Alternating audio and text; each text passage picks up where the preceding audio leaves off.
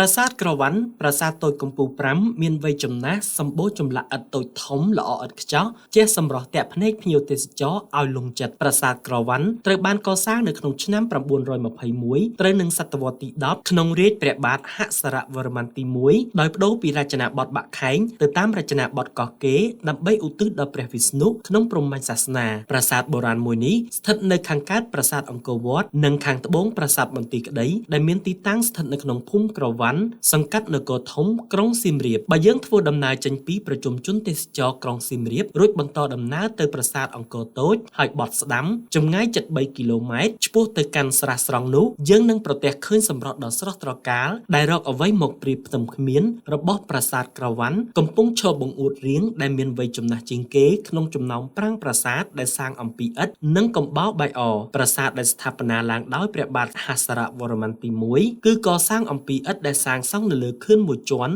ដែលមានតួប៉មឈរតម្រៀបជួរគ្នាតួប៉មកណ្ដាលមានទំហំធំជាងគេនិងខ្ពស់ជាងគេតួប៉មទាំង5គឺបែរមុខទៅទិសខាងកើតដែលមានទ្វារមួយបើកចំហនិងទ្វារ3ទៀតជាទ្វារបញ្ឆោតសសរនិងផ្តែរធ្វើអំពីថ្មភក់បើតាមលោកបណ្ឌិតមីហ្សែលត្រាណេបានឲ្យដឹងថាឈ្មោះនៃប្រាសាទក្រវ៉ាន់នៅមិនទាន់មានការបញ្ជាក់ថាមានប្រភពមកពីណានោះទេបើតាមរយៈការសរសេរនៅក្នុងសៀវភៅបរទេសដែលភាគច្រើនស្ដាប់តាមប្រជាជនអានមិនច្បាស់ក៏សរសេរទៅជាក្រវ៉ាញតែតាមពិតប្រជាជនហៅប្រាសាទនេះថាក្រវ៉ាន់ព្រោះប្រជាជនយល់ថាក្រវ៉ាន់គឺជាឈ្មោះផ្កាមួយប្រភេទដែលសម្បូរនៅទីនោះនៅពេលដែលអ្នកបានមកដល់ខ្លោងទ្វារប្រាសាទក្រវ៉ាន់ហើយសម្លឹងទៅមើលតួប្រាសាទអ្នកនឹងឃើញកំពូលប៉មទាំង5ដែលសាងសង់អំពីឥដ្ឋនៅលើខឿនតែមួយតម្រៀបជួរគ្នាយ៉ាងត្រង់ប៉មនីមួយៗមានជណ្ដើរមួយព្រមទាំងមានទ្វារចូលទៀតផងប៉ុន្តែតួប៉មចំនួន4មានសភាពបាក់បែករីឯតួប៉មទាំង5គឺមាន3ទំហំខុសៗគ្នាផងដែរតួប៉មកណ្ដាលមានទំហំធំជាងគេ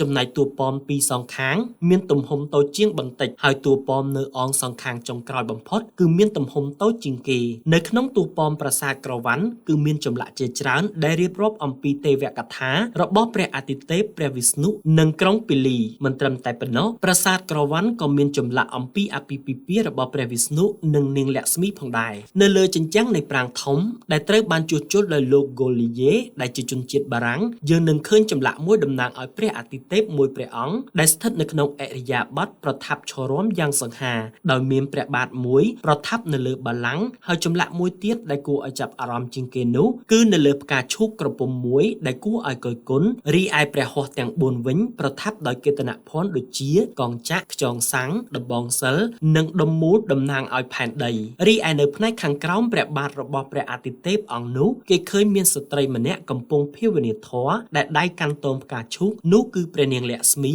ដែលជាព្រះជាយាឬជាទេពីរបស់ទ្រង់អ្វីដែលគួរឲ្យកត់សម្គាល់ជាងនេះទៅទៀតគឺនៅខាងក្រោយខ្នងរបស់ព្រះនាងគេឃើញមានគំនូសរាងអង្កាញ់ដែលតំណាងឲ្យទឹកសមុទ្រឥរិយាបថរមរបស់ព្រះវិស្ណុបែបនេះត្រូវបានគេគូសបញ្ជាក់តាមរយៈគម្ពីរតៃតេរិយាសមហេតានិងគម្ពីរវិជ្ជសនីសមហេតាដែលសិក្សាដោយលោកកំស្វាមីអ្នកប្រាជ្ញជនជាតិឥណ្ឌានិងលោកហ្សុកសេដេសដែលជាអ្នកកត់ត្រាសិលាចារឹកខ្មែរផងដែរដូចនៅក្នុងវិស័យបដិមាកម្មនៅក្នុងប្រទេសកម្ពុជាដែរគេក៏ប្រទះឃើញនៅចម្លាក់បុរាណជាច្រើននៅក្នុងប្រទេសថៃនិងលាវដែលតំណាងឲ្យព្រះវិស្ណុក្នុងឥរិយាបថដូចគ្នានេះដែរបើទោះបីយើងពុំទាន់សិក្សាលម្អិតក្តីករណីនេះគេបានឃើញចម្លាក់នៅហោជាងនៃប្រាសាទភិមាយប្រាសាទភ្នំរូងនិងសេរភូមិឬក៏ប្រាសាទវត្តភូជាដើមវត្តមានរបស់ចម្លាក់ទាំងអស់នេះបង្ហាញអំពីមហិទ្ធិឫទ្ធិនិងភាពល្បីល្បាញនៃព្រះវិស្ណុនៅក្នុងសម័យអង្គរនៅក្នុងអំឡុងសតវត្សទី9ដល់សតវត្សទី12មែនទែនទៅតាមរយៈចម្លាក់ព្រះវិស្ណុត្រីវិក្រមវិចិត្រករខ្មែរចង់បង្ហាញឲ្យសាសនិកជនដឹងយ៉ាងស៊ីជម្រៅអំពីឥទ្ធិពលដ៏ពិសិដ្ឋរបស់ទ្រង់ក្នុងការថែរក្សាលោកយើងនេះឲ្យបានគង់វង្សជានិច្ចជានិរន្តរ៍ពីព្រោះលោកយើងនេះពីកលមួយទៅកលមួយរមែងតែងតែបំផ្លាញវិនាសមហន្តរាយហើយត្រូវបង្កើតដោយមហិទ្ធិឫទ្ធិរបស់ព្រះអាទិទេពអង្គនេះឡើងវិញផងដែរព្រះអង្គបានបង្កើតលោកនេះឡើងវិញដោយបំផ្លាញរាល់ឥទ្ធិពលអាក្រក់តាមរយៈការរាំវក់ដែលនេះជាមធ្យោបាយឬជាមាគ៌ាមួយសម្រាប់ទៅកាន់ទីរំលត់សភាវៈអាក្រក់ឬទុក្ខតាមជំនឿរបស់ព្រហ្មញ្ញសាសនាត្រយងនាំសារពិតគ្រប់ទីកន្លែង